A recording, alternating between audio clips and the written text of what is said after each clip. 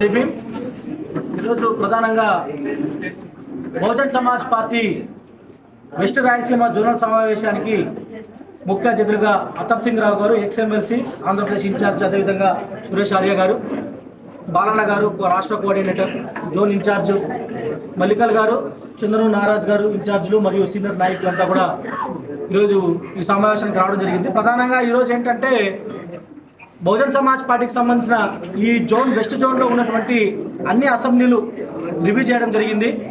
చాలా బాగా జరిగింది మీటింగ్ కూడా. పెద్ద ఎత్తున మా అసెంబ్లీకి సంబంధించిన నాయకులంతా కూడా రావడం జరిగింది. ఈ సందర్భంగా వారికి అదేవిధంగా రాష్ట్రంలో ఉన్నటువంటి బహుజన వర్గాలకు అందరికీ కూడా బహుజన్ సమాజ్ పార్టీ ఆంధ్రప్రదేశ్ రాష్ట్ర కమిటీ నుంచి ఒక్కటే తెలియజేస్తూ ఉన్నాం.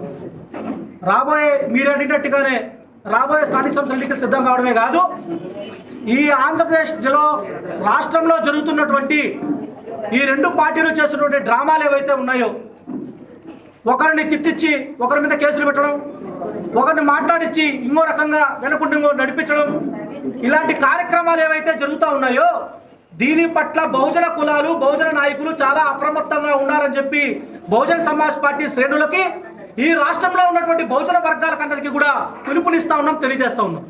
ప్రతి ఒక్కరి మాట వెనకల వారి స్వప్రయోజనాలు, వారి పార్టీ ప్రయోజనాలు ఇవి రాష్ట్రంలో జరుగుతూ ఉన్నాయి. ఈ రాష్ట్రంలో జరిగే డ్రామాలు, ఈ డ్రామాలన్నీ వెనక ఒక పార్టీ వెనక చంద్రబాబు ఉంటాడు, ఒక డ్రామా వెనక ఇంకొక డ్రామా వెనక జగన్మోహన్ రెడ్డి ఉంటాడు. వీటిని రెండు రకాలుగా గతంలో ఉన్నప్పుడు వైఎస్ఆర్ కాంగ్రెస్ పార్టీ అధికారంలో ఉన్నప్పుడేమి రాష్ట్రంలో ఉన్నటువంటి దళితులపైన, బహుజనులపైన, ఎస్సీ ఎస్టీ బీసీలపైన దాడులు, హత్యలు, అత్యాచారాలు, దౌర్జన్యాలు, అక్రమాలు ఏమి ఆగలేదు. ఈరోజు జగన్మోహన్ రెడ్డి వెళ్ళిపోయి చంద్రబాబు నాయుడు అధికారంలోకి వచ్చిన తర్వాత ఈ రోజు కూడా అలాంటి పరిస్థితి నడుస్తూ ఉంది తప్ప రాష్ట్రంలో ఎక్కడ కూడా ఈ బహుజన కులాలైనటువంటి ఎస్సీ ఎస్టీ బీసీ మైనారిటీ వర్గాల కులాల పట్ల, వాళ్ళ వర్గాలకు వాళ్ళ శ్రేయస్సు పట్ల ఎక్కడ కూడా చిత్తశుద్ధితో పనిచేసే కార్యక్రమం జరగడం లేదు. ఈరోజు రాష్ట్రంలో మీరు డ్రామా, ఎందుకు డ్రామా అంటా ఉన్నానంటే ప్రతి ఒక్క మనిషిని అరెస్టుల వెనక, వారి మాట్లాడే మాటల వెనక స్వప్రయోజనాల యొక్క ఈ రెండు రాజకీయ పార్టీల ప్రయోజనాలు ఉన్నాయి. అది రాష్ట్రంలో జరుగుతూ ఉంటే నేను ఈరోజు అనంతపురం పట్టణానికి వచ్చినాం.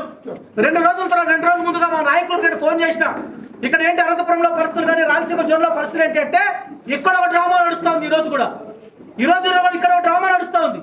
ఎవరి మధ్య, ఎవరి కులాలకు ఎవరి కొంత మధ్య పోటీ, కానీ ఈరోజు ఆ పోటీ, ఆ గొడవ ఎవరి మధ్య తయారైంది?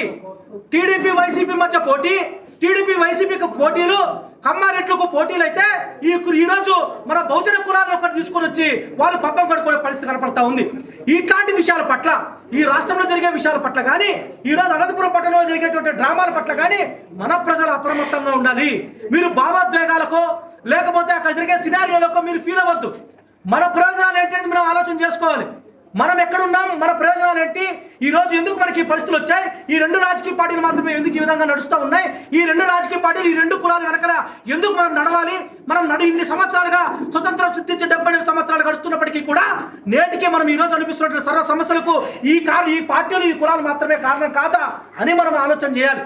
అంతే తప్ప మనం భావోద్వేగాలకు లేకపోతే మాట్లాడని చెప్పి పోయి మనము నష్టపోవద్దని చెప్పి నేను మన సమాజానికి పిలుపునిస్తా ఉన్నా.